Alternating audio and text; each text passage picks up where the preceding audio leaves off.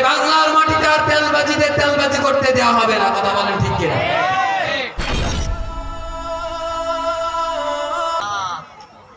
7 দিনের সংসার মুহাম্মদুর রাসূলুল্লাহ তার মায়ের গর্ভে চলে গেলেন। কিন্তু যখন তার দুই মাস পেটে বয়স, গর্ভ অবস্থায় মাত্র 2 মাস যখন তার বয়স হয়ে গেল, এমন সময় তার পিতা মারা গেলেন মুহাম্মদুর রাসূলুল্লাহ, যিনি তার গর্ভে থাকা অবস্থায় 2 মাস বয়সে তার পিতাকে হারিয়েছে। এতিম নবী। এরপরে তিনি যখন ভূমিষ্ঠ হলেন, তৎকালীন সময় মক্কা নগরীর কুরাইশ বংশের যে সমস্ত ধনাঢ্য ব্যক্তিরা রয়েছেন, তারা তাদের সন্তানদেরকে অন্য কোথাও দুধ পানের জন্য পাঠাতেন। এই মিল্ক ফিডিং যেটা, এটা সম্ভ্রান্ত পরিবার আলাদা বিভিন্ন জায়গায় পাঠায় দিতেন। তা আপনার এই ঘটনা জানেন যে মুহাম্মদুর রাসূলুল্লাহ সাল্লাল্লাহু আলাইহি সাল্লামের একজন মা ছিলেন দুধ মা। কি নাম? আলহামদুলিল্লাহ, হালিমাতুস সাদিয়া। কিন্তু মুহাম্মদুর রাসূলুল্লাহ সাল্লাল্লাহু আলাইহি সাল্লামের পিতা নেই। যেদিন সবাইকে বাচ্চা দিয়ে দিল, কুরাইশ বংশের সবাই বাচ্চা নিয়ে গেল, একজন বাচ্চা থেকে গেল, তার নাম মুহাম্মদুর রাসূলুল্লাহ সাল্লাল্লাহু আলাইহি সাল্লাম। তার দাদা বললেন সব বাচ্চা চলে গেছে, হালিমাতুস সাদিয়া রয়ে গেলেন। দাদা বললেন একজন এতিম বাচ্চা রয়েছে, যদি কারো মনে চায়, যদি নিতে চাও এই বাচ্চাকে নিতে পারো। হালিমাতুস সাদিয়া এই দরজার আড়াল থেকে উকি মেরে দেখে মুহাম্মদুর রাসূলুল্লাহ সাল্লাল্লাহু আলাইহি সাল্লামের চেহারা যখন তিনি দেখলেন, বাচ্চার চেহারা দেখে মুগ্ধ হয়ে গেলেন। মনে হচ্ছে যেন এটা মানুষের বাচ্চা নয়, যেন পূর্ণিমার চাঁদ দলে। সুবহানাল্লাহ। তিনি বললেন পয়সা পাই আর না পাই এই বাচ্চা রেখে যাওয়া যাবে না। তাকে তার মায়ের কাছে আবার দিয়ে গেলেন। এরপরে যখন তিনি মাঠে ঘাটে খেলতে যেতেন, আমাদের বাচ্চারা বিকালে মাঠে খেলতে যায় না, তিনি লক্ষ্য করলেন যখন সন্ধ্যা ঘনিয়ে আসে, খেলার শেষে সকল বাচ্চাদেরকে তার পিতা এসে নিয়ে যায়, কোলে করে নিয়ে যায়। মুহাম্মদুর রাসূলুল্লাহ সাল্লাল্লাহু আলাইহি সাল্লামের মনে বড় ব্যথা। প্রত্যেকদিন সবাই তার সন্তানকে নিতে আসে, আমার কি পিতা নাই, আমাকে কেউ নিতে আসে না। তিনি বড্ড কষ্ট পেলেন। একদিন রাগ করে অভিমান করে বাড়িতে যায়নি। সন্ধ্যা ওভার হয়ে গেছে, মা দেখলেন মুহাম্মদুর রাসূলুল্লাহ সাল্লাল্লাহু আলাইহি সাল্লাম বাড়িতে ফিরছে না। তিনি দৌড়ে গেলেন খেলার মাঠে, গিয়ে দেখেন এক কোনায় বসে মুহাম্মদুর রাসূলুল্লাহ সাল্লাল্লাহু আলাইহি সাল্লাম কাঁদছেন।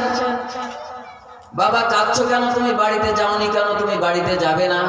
তিনি বললেন না, বাড়িতে যাব না। কেন যাবে না? এ কারণেই যাব না, প্রত্যেকদিন খেলার শেষে সকলের পিতা এসে তার সন্তানকে কোলে নিয়ে চলে যায়, চুমো খায়, আদর করে, আর আমি প্রত্যেকদিন আমার পিতার জন্য অপেক্ষা করি, আমার পিতাকে আমি দেখতে পাই না।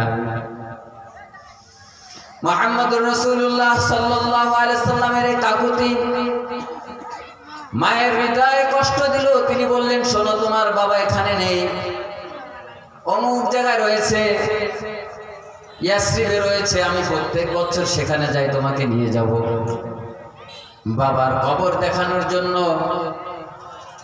মুহাম্মদুর রাসূলুল্লাহ সাল্লাল্লাহু আলাইহি সাল্লামকে একবার সঙ্গে করে নিয়ে, উম্মে আইমানকে সঙ্গে করে নিয়ে সেখানে গেলেন। সেখানে গিয়ে ফিরবার পথে তার মাও 6 বছর বয়সে তার মাকেও হারিয়ে ফেললেন। তাইলে কি হলো? রাসূল তার গর্ভে 2 মাস বয়সে তার পিতাকে হারালেন, আর এখন বয়স কত? কথা বলেন। ভাই কি ওয়াজ করলো? হ্যাঁ খুব ভালো ওয়াজ করছে, খুব। কি বলো তা জানি। তাহলে এখানে বসলাম কি কারণে? এখান থেকে তো কিছু শিখে যেতে হবে। আমার এটা ক্লাসের মতো, এখানে বসলে কিছু শিখে তারপরে যাওয়া লাগবে, যেন বলতে পারে। তাহলে কয় বছর বয়সে তার পিতা মারা গেল, আর মা পিতা মারা গেল হচ্ছে 2 মাস গর্ভ থাকা অবস্থায়। এবার তার মাও গেল। এরপরে তো আমরা ওইদিকে যেতে পারবো না। আমি কোরআন কার পরে নাজিল হয়েছে তার প্রাথমিক কি কষ্ট ছিল সেইটা, সেই ব্যক্তি গোটা পৃথিবী পরিবর্তন করে দিয়েছে, আমি সেই দিকে যাচ্ছি। তো তিনি আসলেন, দাদা অপেক্ষায় আছে, বাবা নেই, এতিম বাচ্চাটা গেল, আসে না। বরকতময় মুহাম্মদুর রাসূলুল্লাহ তিনি আসলেন। 8 বছর বয়স যখন তার হয়ে গেল, তখন এই অভিভাবক গার্জিয়ান তার দাদাও মারা গেল। তাহলে কষ্ট কম না বেশি? দায়িত্ব নিল এখন কে? চাচা আবু তালেব, আব্দুল মুত্তালিবও গেল। এরপরে যখন 12 বছর বয়স হলো, তার ব্যবসায়িক কাজে নিয়ে ঘুরতেন, বিভিন্ন জায়গায় নিয়ে যেতেন। এই পাঠগুলো ধাপগুলো একটু মনে রাখেন, আমি জিজ্ঞাসা করবো কিন্তু। ব্যবসায়িক কাজে নিয়ে যেতেন কয় বছর বয়সে? 12 বছর বয়সে। 8 বছর বয়সে দাদাকেও হারালেন, ব্যবসার কাজে গেলেন কার সাথে? চাচার সাথে। এরপরে 13 বছর বয়সে তিনি বকরি চড়ানোর কথা শুনছেন না? বকরি চড়াতেন কয় বছর বয়সে? 13 বছর বয়সে। বছরগুলো হিসাবে এরপরে বয়স 17 বছর। বয়স কত? 17 বছর। এই সেই হালাফুল ফুজুল, মানে হিলফুল আপনাদের সঙ্গে। এরপরে বটিয়া কাটাই কি হাটবাটি হালাফুল ফুজুল। 17 বছর বয়স। তিনি চতুর্দিকে লক্ষ্য করলেন, আহারে এই এক কেমন জগতে বসবাস করি, এই জগতের মানুষগুলো এমন কেন? একজন মানুষ আর একজন মানুষ হিসাবে তাকে দাম দিতে চায় না, মানুষ মানুষকে মানুষ মনে করে না, যে যেমন খুশি চলে, নিজের কন্যা সন্তানকে নিজেই পুঁতে দেয়। আর আওস খাজরাজ এরকম বহুত ঘটনা আছে, যারা 1000 বছর থেকে তারা নিজেদের ভিতরে এমন বিভেদে লিপ্ত আছে। এ কেমন সমাজ? যারা গরিব মানুষ তাদের পর অত্যাচার করে, বড় লোকেরা, রাষ্ট্রীয় ক্ষমতায় যারা রয়েছে তারা অত্যাচার করে। এ জুলুম নির্যাতন আর এরকম অন্যায় কতদিন সহ্য করব? আমরা একটা সংগঠন করব, সংগঠনের নাম হবে কি? হিলফুল ফুজুল। কি নাম হবে? তাহলে হিলফুল ফুজুল ভালো কাজই করে, আলহামদুলিল্লাহ বলে। আজকে এই হিলফুল ফুজুল যাত্রা পালা না দিয়ে কি দিছে? তাফসিরুল কোরআন মাহফিল। আপনারা খুশি না বেজার? আলহামদুলিল্লাহ বলেন। আরো জোরে মারহাবা বলেন, আরো জোরে মারহাবা। এ সংগঠন আগামী দিনেও এই ধারাবাহিক তাফসির রক্ষা করে চলবে, এটা আপনারা চান? কিন্তু মাগনা কি হবে? সব কিছুর পিছনে একটা অর্থনৈতিক সাপোর্ট প্রয়োজন হয়। আমরা দিতে পারবো তো ইনশাআল্লাহ? ইনশাআল্লাহ। তাহলে এই সংগঠন কবে তৈরি হলো? কত বছর বয়সে? 17 বছর বয়সে। মনে আছে তো কোন বছরে কি করছে? 17 বছর থেকে চেষ্টা আর চেষ্টা, এত চেষ্টা। একবার কাজ হয়, একবার হয় না, না হয় মোটেও হয় না। এরকম করতে করতে করতে করতে করতে করতে বয়স এখন কত বছর? 40 বছর। ফাঁকে কিন্তু তিনি বিবাহ করেছেন। এরপরে খাদিজা রাদিয়াল্লাহু তাআলার সাথে ব্যবসার পার্টনার হয়েছেন 20 বছর, 25 বছর। এরকম প্রত্যেক বছরের আলাদা আলাদা ইতিহাস রয়েছে। আমরা ওইদিকে যাব না, আমরা ডাইরেক্ট কোথায় চলে গেলাম? বয়স এখন 40। কত? 40 বছর বয়স। তাহলে 17 থেকে 40 কত বছর হয়? 23 বছর। এই তো অঙ্কের টিচার আছে, আলহামদুলিল্লাহ। তাহলে এই 23 বছর অক্লান্ত পরিশ্রম করলেন, সমাজের অনাচার, অবিচার, দুর্নীতি, রাহাজানি, জেনা, বেবিচার সবকিছু মুক্ত করে একটা সুন্দর সমাজ গঠন করবেন। তার এই হালাফুল ফুজুল বা হিলফুল ফুজুল এত চেষ্টা করার পরেও তিনি সঠিকভাবে এটা পরিচালনা করতে পারেননি। সে যুগেও শিক্ষিত লোক ছিল, কবি লাবিদ ছিলেন, বড় বড় তৎকালীন সময়ের যে বই, যে সাহিত্যগুলো তখন পড়ানো হতো, এখনো পর্যন্ত ঢাকা ইউনিভার্সিটি সহ, অক্সফোর্ড সহ সারা বিশ্ববিদ্যালয়, এ পৃথিবীর সমস্ত বড় বড় বিশ্ববিদ্যালয় সেই সময়ের লেখা এখনো সেই ইতিহাস, সেই কবিতা এখনো পড়ানো হয়। তার মানে তখনও শিক্ষিত লোক ছিল, তারপরেও কিন্তু বলা হতো আয়ামে জাহিলিয়াতের যুগ। জাহিলিয়াতের যুগ মানে অন্ধকারের যুগ, মূর্খতার যুগ। আসলে কি তারা মূর্খ সবাই ছিল? সে সময়ের লেখা কবিতা যদি আজকে পাঠ্য হতে পারে, তাহলে সে সমাজেও শিক্ষিত লোক ছিল, তবে সেই শিক্ষার সাথে আসমানি গ্রন্থের কোনো সম্পর্ক ছিল না। কথা বলেন ঠিক কিনা? এজন্য পৃথিবীর যত বড়ই শিক্ষা ব্যবস্থা হোক না কেন, সেই শিক্ষার সাথে রবের সাথে যদি পরিচয় না হয়, সে শিক্ষা মানুষের সমাজে কোনোদিন শান্তি আইনে দিতে পারে না। কথা বলেন ঠিক কিনা? এই যখন হেরা গুহায় তিনি যাবেন, তার আগে বলছি, এর 2-1 বছর আগে থেকে তিনি ইন্টেনশন শুরু করলেন, চিন্তা গবেষণা শুরু করলেন।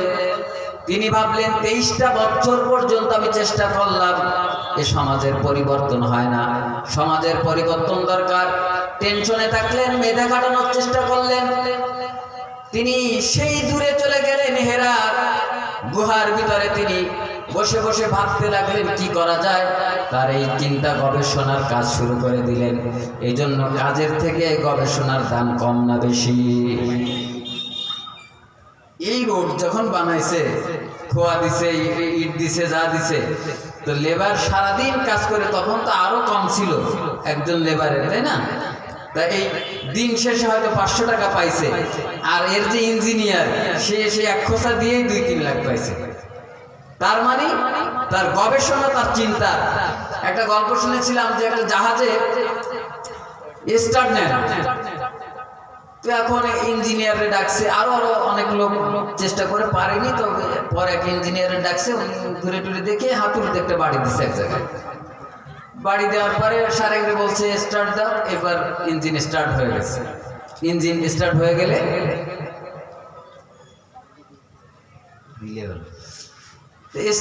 গেলে বলছে যে যাক, আজকে তো অল্প সময়ের মধ্যে হয়ে গেল, মানে বোঝাতে চাচ্ছে টাকা পয়সা কম দেবে। তা যাক, অল্পতে হয়ে গেল। তা আপনার কত কি বিল হয়েছে? তা বললো 1.5 লক্ষ টাকা। কত? কই এক বাড়িতেই 1.5 লক্ষ টাকা? কয় না, এক বাড়িতে 1 লক্ষ, এক বাড়িতে হচ্ছে 2000 টাকা। আর আমি যে কোথায় বাড়ি দিতে হবে, এই যে গবেষণা করে বের করলাম, সেইটার ওই গবেষণারই দাম হচ্ছে 1,48,000 টাকা। তাহলে চিন্তা, এই কাজে চাইতে চিন্তা গবেষণার দাম বেশি। মুহাম্মদুর রাসূলুল্লাহ গবেষণা শুরু করলেন। ইতিমধ্যে জিবরিল বিভিন্ন জায়গা থেকে তাকে হাই হ্যালো দেয়, মানে তার সাথে দেখা করবে, বিভিন্ন জায়গা থেকে একটু হাই হ্যালো দেয়। এরপরে হঠাৎ করে 40 বছর পূর্ণ হয়ে গেল, জিবরিল এসে তাকে বললেন ইকরা। সুবহানাল্লাহ বলেন। এই পৃথিবীতে সর্বপ্রথম যে আয়াতে কারিমা নাজিল হলো, সেই শব্দের নাম ইকরা, মানে হচ্ছে কি? ইকরা, পড়ো। এইবার বোঝা গেল যে জিনিস, এই পীর সাহেব আর মুরিদরা যদি একসাথে হাঁটে, তার মুরিদ আগে হাঁটে না পীর আগে হাঁটে? নেতা আগে হাঁটে না তার কর্মীরা আগে হাঁটে? আর ক্লাসের মধ্যে রোল 1 নম্বর কি মেধাশূন্য লোকের হয় না মেধাবী লোকের হয়? সর্বপ্রথম এবং সবার আগে যে শব্দটা আসলো, বোঝা গেল এটার গুরুত্ব কম না বেশি? তার মানে বোঝা গেল একজন যদি খাঁটি মোমেন মুসলমান হতে হয়, সমস্ত ফরজ কাজের উপরে ফরজ কাজ হচ্ছে তার পড়াশোনা করা। কথা বলেন ঠিক কিনা? মুসলমান আবার অশিক্ষিত হয় কি করে? মুসলমান আবার পড়ে না কি করে? মুসলমানের প্রথম শব্দই তো হয়েছে ইকরা। কথা বলেন। তাহলে মুসলমানের কোরআন না পড়ার কারণে এই যে অধপতন, আর এই যে আমার ভাই বলতেছিলেন, ভাইয়ের নাম কি? মহাসিন ভাই, হাজী মোহাম্মদ মহাসিন। হ্যাঁ, তিনি বলছিলেন প্রেক্ষাপট আমাদের ফিলিস্তিনি ভাইদের কি দুর্দশা। আজকের বাইতুল মাকদিস আমাদের, সেখানে ইহুদিরা কেন বুট পাই দিয়ে ঘুরবে? এই সমসাময়িক বিষয়গুলো একটু টাচ দিয়ে দেখুন। আজকে যদি মুসলমান এই জ্ঞান বিজ্ঞানের, মহা ঔষধ জ্ঞান বিজ্ঞানের কিতাব যদি মানুষ পড়তো, এর ভিতরে কি বিজ্ঞান নাই? যুদ্ধ নীতি, বন্দি নীতি, সন্ধি নীতি, রাজনীতি নেই, তাই না? রাজনীতি নাই। তাহলে সব যদি থাকে বিবিয়ান আল্লিকুল্লি সে সব কিছু যদি এর ভিতরে থেকে থাকে, তাহলে আমার অসুবিধা কোথায়? কেন আমি এটা পড়লাম না? আজকে যদি বিজ্ঞান আমরা যদি এই পৃথিবীর ভিতরে মুসলমান যদি সর্বোৎকৃষ্ট বিজ্ঞান জানতে পারত, মিসাইল যদি আমাদের কাছে থাকতো, পরমাণু যদি আমাদের কাছে থাকতো, তাইলে তো আমাদের কাছে বলতে হতো না একটু এই বিষয় বলেন, বাইরে বলতাম যাও মিসাইল মেরে দিয়ে আসো নেতানিয়াহুর ঘাড়ে। কিন্তু আমরা তো বিজ্ঞানে দুর্বল হয়ে পড়েছি। কিন্তু এই মিসাইল মারার আয়াতে কারিমা আল্লাহ তাআলা বহুত আগে বলে দিয়েছেন, আলাম তারা কাইফা ফাআলা রাব্বুকা বিআসহাবিল ফিল আলাম ইয়াজআল কাইদাহুম ফি তাদলিল। আমি তৈরন, এই যে আলেমরা আছেন, তৈর মানে বিমান, তৈর মানে পাখি। সুবহানাল্লাহ বলেন। তৈর মানে কি? বিমান। আমি ঝাঁকে ঝাঁকে বিমান পাঠাইছি, ঝাঁকে ঝাঁকে পাখি পাঠাইছি। এই যে পাখি ছোট্ট ছোট্ট কঙ্কর, আর আজকের এই যে ছোট ছোট বোমা মেরে মেরে মানুষ মারা হচ্ছে, এর তথ্য তো আল্লাহ তাআলা আগেই দিয়ে দিয়েছেন। এই পরমাণু শক্তি, এই ইউরেনিয়াম শক্তি তো আগে আমাদের জানার কথা। কথা বলেন ঠিক কিনা? চিকিৎসা বিজ্ঞান কোরআনে আছে না নাই? তাহলে সর্বপ্রথম আমাদেরকে নাজিল করে দিয়েছেন তোমরা নামাজ পড়ো, রোজা রাখো, হজ করো। এই কথা কইছে? প্রথম কে কইছে? না কইছে পড়তে? কথা বোঝেন নাই বোধহয়। প্রথমে কইছে যে তুমি নামাজ পড়ো, রোজা রাখো, হজ করো, যাকাত দাও, দান সদকা করো। কি বলেছেন? পড়ো। আসলে কি আমরা পড়ি? তাহলে তিনি দেখলেন 23 বছর পর্যন্ত তিনি অক্লান্ত পরিশ্রম করেছেন, হিলফুল ফুজুল সংগঠন করেছেন, কিন্তু তা দিয়ে কোনো কাজ হয়নি। কারণ ওই সংগঠনের সাথে যখন আসমানি গ্রন্থের সাথে মিল পায়নি, এরপরে আল্লাহ তাআলা ওই সংগঠন কোরআনে হাকিম নাজিল হয়ে গেল। আস্তে আস্তে পৃথিবীতে মানুষের অধিকার নিশ্চিত হয়ে গেল। সুবহানাল্লাহ। আল্লাহ তাআলা বললেন, ইকরা বিসমি রাব্বিকাল্লাযী খালাক খালাকাল ইনসানা মিন আলাক ইকরা ওয়া রাব্বুকাল আকরাম আল্লাযী আল্লামা বিল কলম। আমি পড়ো, তবে কার নামে পড়বা? বিসমি তুমি পড়বে কার নামে? আল্লাযী খালাক, যিনি সৃষ্টি করেছেন তার নামে পড়ো। খালাকাল ইনসানা মিন আলাক। আল্লাহ তাআলা প্রথমে পড়ার কথা বলে দ্বিতীয় যে লাইন, তিনি দ্বিতীয় লাইন যেটা বললেন, এই দ্বিতীয় লাইন হলো বিজ্ঞানের কথা। কিসের কথা? চিকিৎসা বিজ্ঞান। সুবহানাল্লাহ বলে না? প্রথম লাইন খালাকাল ইনসানা মিন আলাক, এটা হচ্ছে চিকিৎসা বিজ্ঞান। আমি মানুষকে তৈরি করেছি আলাক দিয়ে, ঝুলন্ত এক বস্তু, রক্তের পিণ্ড। সুবহানাল্লাহ। তাইলে আলেমরা কেন ডাক্তার হবে না? কথা বলেন। কোরআনের প্রথম দ্বিতীয় লাইনে যদি বিজ্ঞানের হয়, মুসলমান জ্ঞান ও বিজ্ঞানের সর্বক্ষেত্রে তারা উৎকৃষ্ট মানের হবে। কথা বলেন ঠিক কিনা? তাহলে ইসলামে বিজ্ঞানের গুরুত্ব আছে না নাই? আজকে যদি মুসলমান বিজ্ঞান ও জ্ঞান ও বিজ্ঞানে পারদর্শী থাকতেন, গোটা পৃথিবীর কোনো ব্যক্তি আমাদের পরে চোখ রাঙানি দিতে পারত না। কথা বলেন। আজকের যখন 200 বছরের জিঞ্জিরা আমাদের পায়ে পড়ানো হলো, ব্রিটিশ যখন শাসন করেছে আমাদের, এক সংখ্যক মৌলবীরা বলেছে, ওরে আল্লাহ রে, জ্ঞান বিজ্ঞান অর্জন করা যাবে না, ইংরেজি মোটে পড়া যাবে না, ওটা ইহুদি কাফেরদের ভাষা। এই করে করে আমাদের অনেক পিছনে ফেলাই দিচ্ছে। তাই এখন ইংলিশ পড়ে গেল। এখন ওদের মধ্যে এত ইংলিশ কেন? কথা বলেন। তাহলে অস্ত্রের বিরুদ্ধে তো আমরা আগে তরবারি দিয়ে যুদ্ধ করতাম, এখন তো বের হয়েছে কামান বন্দুক। কামান বন্দুকের সামনে কি তরবারি চলবে? মুখোমুখি সংঘর্ষ হবে একই জিনিস দিয়ে। কথা বলেন ঠিক কিনা? তাহলে ওরা জ্ঞান বিজ্ঞানে উৎকৃষ্টতা সাধন করেছে, আমাদেরকেও সেইভাবে সাধন করে তাদের মোকাবেলা করতে হবে। কথা বলেন। তাহলে খালাকাল ইনসানা মিন আলাক ইকরা ওয়া রাব্বুকাল আকরাম আল্লাযী আল্লামা বিল কলম। এখানে তারপরের লাইনে বলছে আল্লামা বিল কলম, আমি কলমের মাধ্যমে শিক্ষা দিয়েছি। সুবহানাল্লাহ। কলমের কথা কোরআনে আছে না নাই? কলমের কথা কোরআনে আছে না নাই? মুসলমান আর অশিক্ষিত থাকবে? মুসলমান লেখাপড়া করবে কি করবে না বলেন? আজকে থেকে প্রতিজ্ঞা নিতে হবে, আমি সুশিক্ষায় শিক্ষিত হতে পারিনি, আমার সন্তানকে সুশিক্ষায় শিক্ষিত করে তুলবই তুলব। ভিক্ষা করে খাইলে আমার সন্তানকে মানুষের মতো মানুষ করব। কথা বলেন ঠিক কিনা? আমার সন্তান সব জানবে। আল্লাহ তাআলা বললেন আল্লাযী আল্লামা বিল কলম আল্লামাল ইনসানা মা লাম ইয়ালাম। আমি এমন জিনিস তাকে শিক্ষা দিয়েছি যে জিনিস তার আগে জানা ছিল না। সুবহানাল্লাহ। এমন শিক্ষা তাকে দিয়েছি যে শিক্ষা তার আগে জানা ছিল না। তাহলে যতক্ষণ পর্যন্ত কোরআন থেকে মানুষ বিচ্ছিন্ন ছিল ততদিন পর্যন্ত কিন্তু মানুষের সমাজে শান্তি আসে। কষ্ট হচ্ছে আপনাদের? সমসাময়িক ভাই কিছু সমসাময়িক একটু বললে দোষ হবে নাকি? একটু বলবো।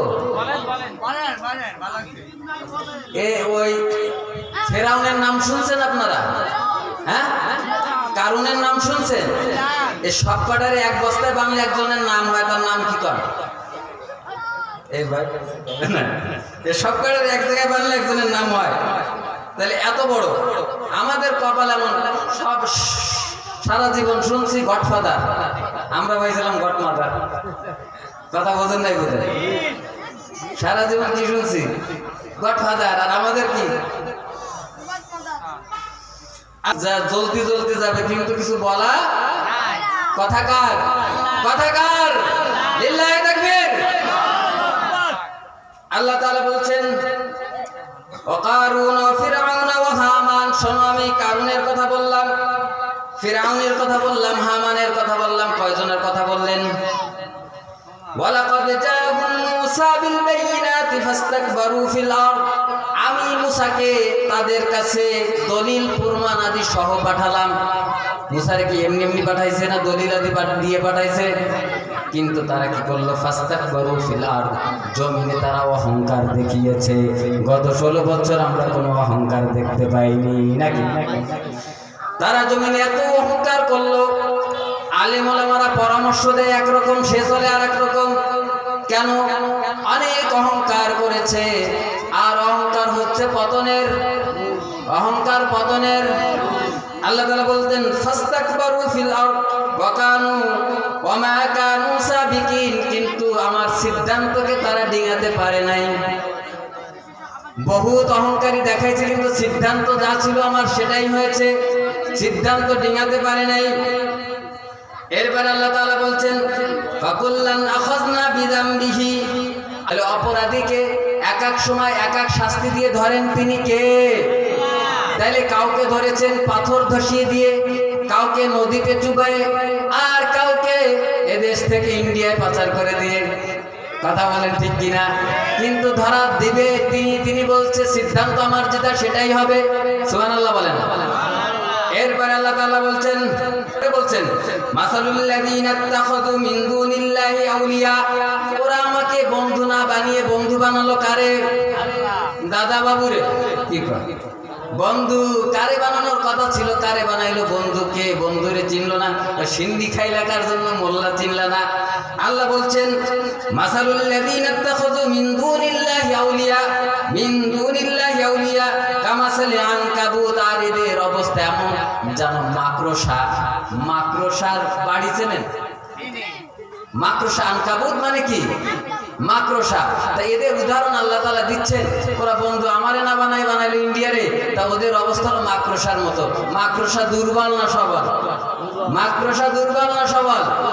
আল্লাহ তাআলা বলছেন আনকাবুত ইত্তাখাযাত বাইতান। ওরা একটা ঘর বানায়।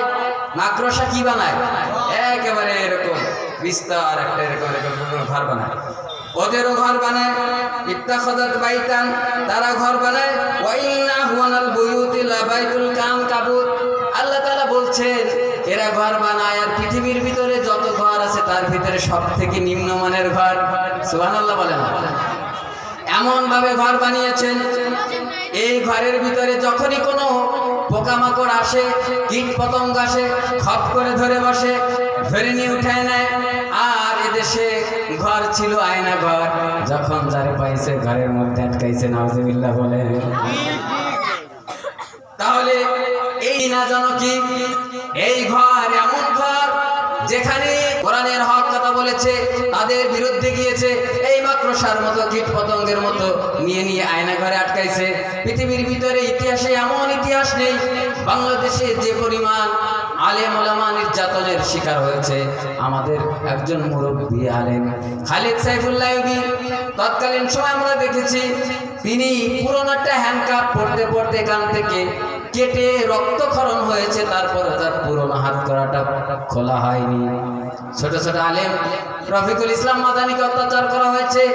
এমনি ভাবে বাংলাদেশের প্রখ্যাত আলেমে দ্বীনকে এভাবে ধরে ধরে নিয়ে আয়না করে রাখা হয়েছে। কিন্তু আল্লাহ তাআলা বলছে মাকড়সার বাড়ি, মাকড়সার ঘর কি বিল্ডিং করেছে সবল না দুর্বল?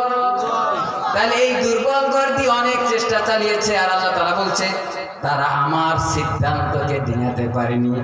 এরপরে আল্লাহ তাআলা বলছেন দেখো আমি এদের ব্যাপারে কি করি। তাফসীরুল কোরআন মাহফিল একটু একটু একটু গায়ে লাগবে, অসুবিধা হবে।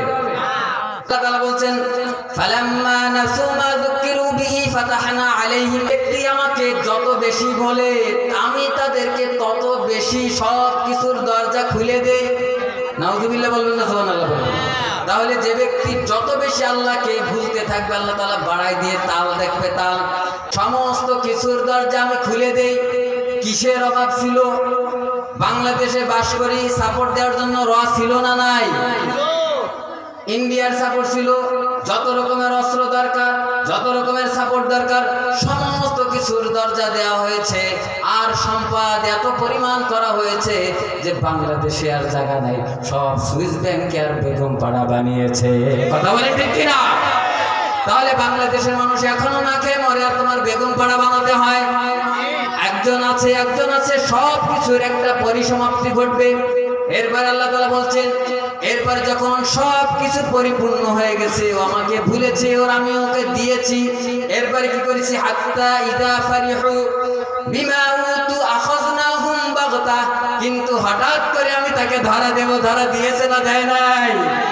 হঠাৎ করে আল্লাহ তাআলা ধরার কথা বলেছেন। আল্লাহ তাআলা বলছেন হাত্তা ইযা ফারিহু বিমা উতু আখাযনাহুম বাগতাতান ফাইদা হুম মুবলিসুন, যখন আমি ধরা দিয়ে দিয়েছি হায় কি হলো, হায় কি হলো, তাহলে আমার 5টা মিনিট সময় দাও, জাতির উদ্দেশ্যে কিছু বলে যাই।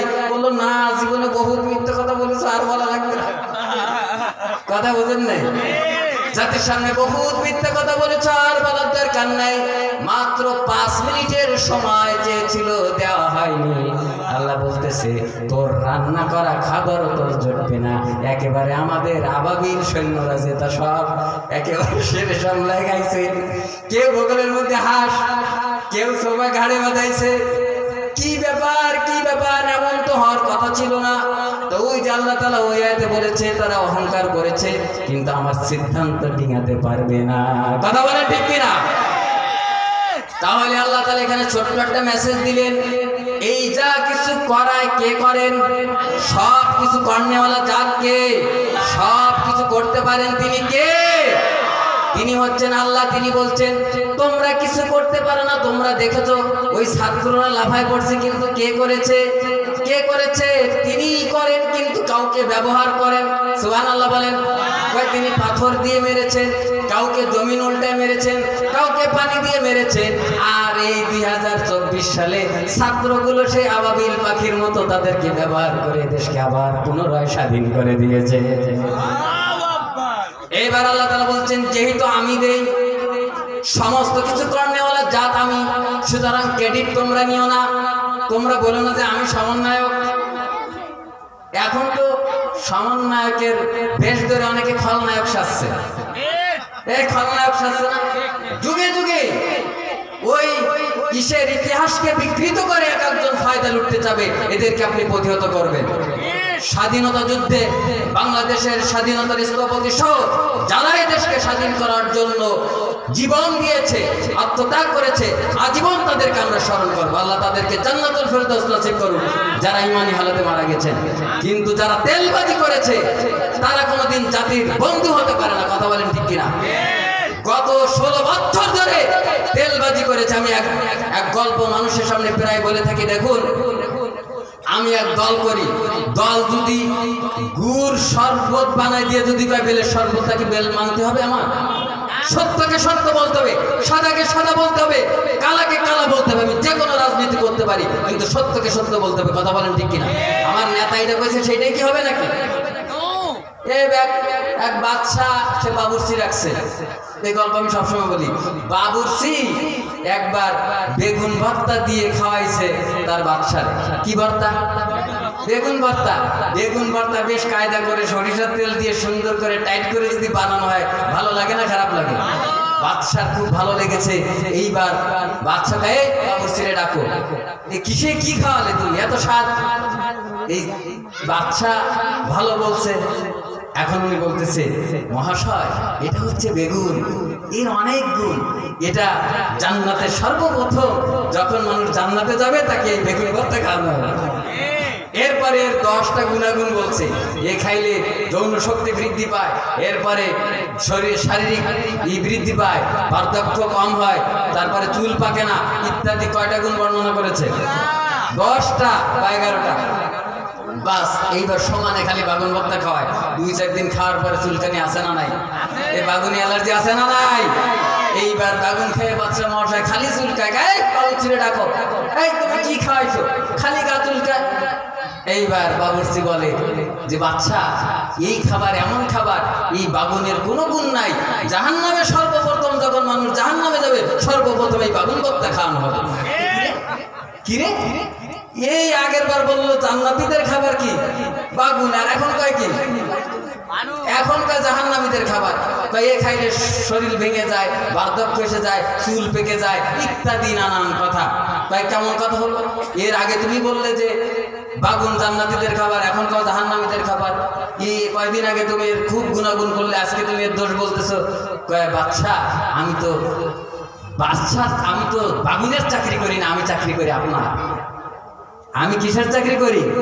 আপনি সেই দিন বলছিলেন এটা ভালো লাগছে তাই আমি ভালোই বলে গেছি, আর আজকে আপনি খারাপ করেছেন তাই আমি খারাপ বলে গেছি। এরকম তেলবাজ সমাজে আছে না নাই? দল যখন যেটা বলেছে তখন সেইটাকে মাথায় নিয়ে তারা লাফিয়ে পড়েছে, অথচ সেটা নীতি আর নৈতিকতার আদর্শে মানদণ্ডে ছিল না। কথা বলেন ঠিক কিনা? এই তেলবাজি এই বাংলার মাটিতে আর তেলবাজিদের তেলবাজি করতে দেওয়া হবে না। কথা বলেন ঠিক কিনা? বাদশা হারুনের কাছে বিচার গেল, যে বিচারক আমাদের সাথে জুলুম করে, একটু পরীক্ষা করার জন্য এই বিচারককে ডাকা হয়েছে। এইবার বাদশা হারুন আর রশিদ হ্যাক্সি দিছে। হ্যাক্সি দিলে আলহামদুলিল্লাহ বললে সবাই কি বলা লাগে? আর হামুকাল্লাহ, তাই না?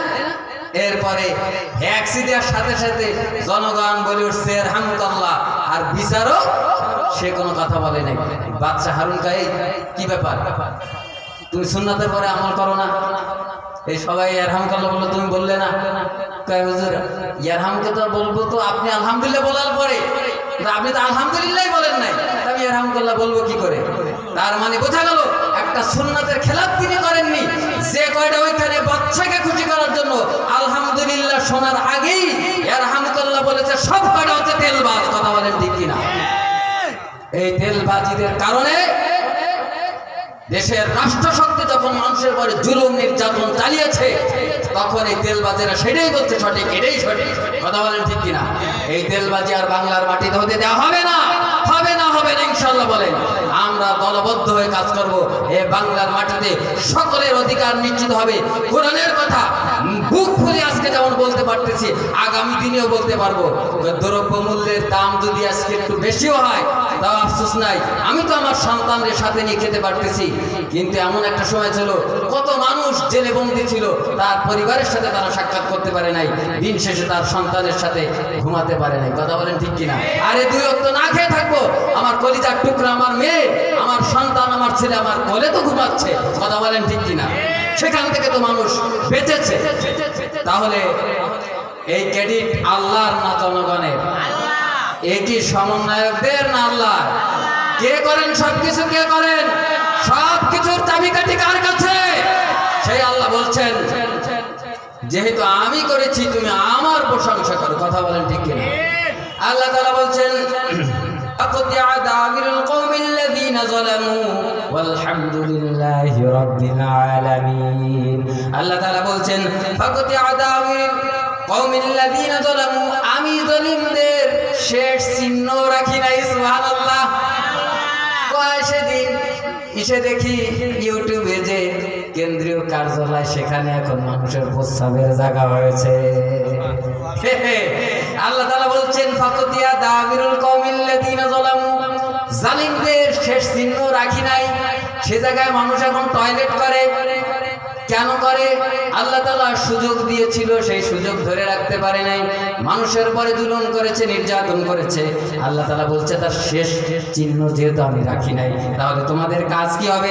আল্লাহ তাআলা বলছেন আলহামদুলিল্লাহি রাব্বিল আলামিন, তোমরা সকলে বলো আলহামদুলিল্লাহি রাব্বিল আলামিন। করেছেন কে?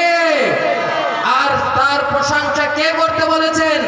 সকলে বলেন আলহামদুলিল্লাহি রাব্বিল আলামিন, আলহামদুলিল্লাহি রাব্বিল আলামিন, আলহামদুলিল্লাহি রাব্বিল আলামিন।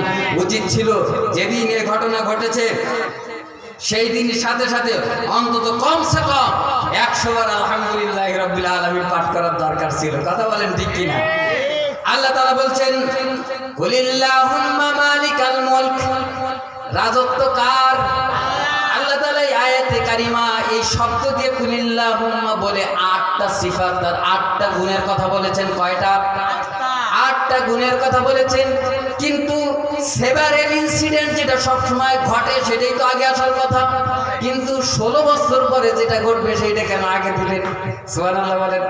আল্লাহ তাআলা বলছেন কুলিল্লাহুম্মা মালিকাল মুলকি তুতিল মুলকা মান তাশা ওয়া তানজিউল মুলকা মিম্মান তাশা ওয়া তুইজ্জু মান তাশা ওয়া তুযিল্লু মান তাশা বিয়াদিকাল খায়র ইন্নাকা আলা কুল্লি শাইইন কাদির।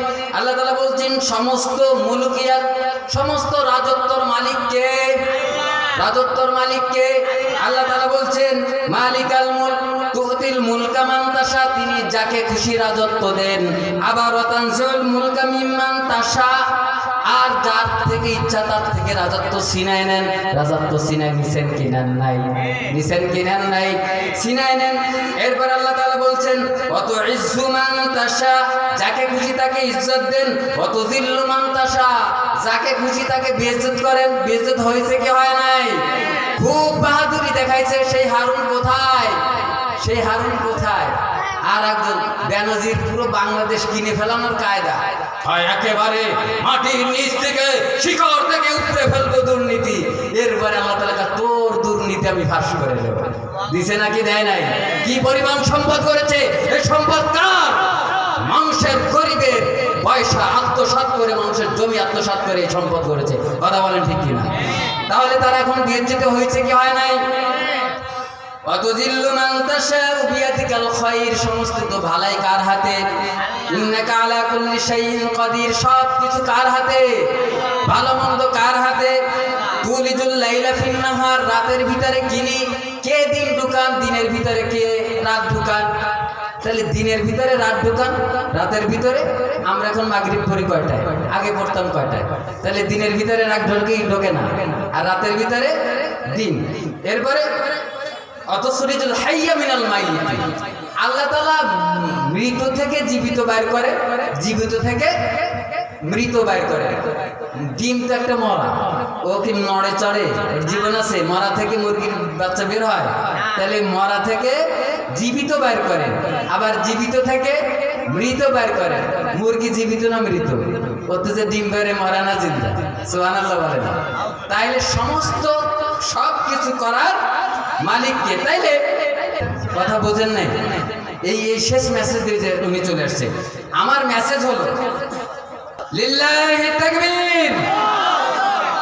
বসেন বসেন বসেন বসেন। তাহলে এই ডিম থেকে মুরগি, মুরগি থেকে ডিম, এটি প্রত্যেক দিন হয় না 10 বছর পরে হয়?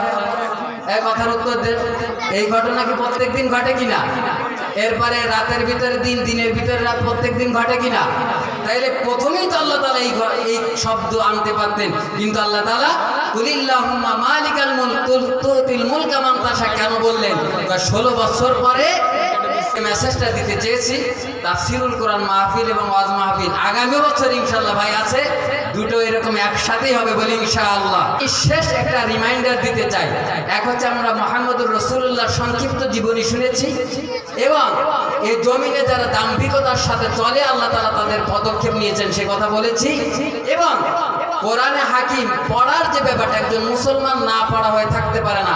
আজকে থেকে আমরা নিজেরাও পড়ার চেষ্টা করব, আমাদের সন্তানদেরকে সুশিক্ষিত হিসেবে গড়ে তুলব। এই তিনটা মেসেজ মনে থাকবে তো ইনশাআল্লাহ।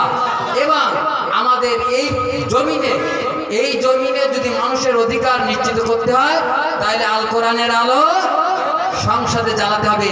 এই আশাবাদ ব্যক্ত রেখে আমার সংক্ষিপ্ত আলোচনা শেষ করছে। মা তৌফিক ইল্লা বিল্লাহ। আসসালামু আলাইকুম ওয়া রাহমাতুল্লাহি ওয়া বারাকাতুহু।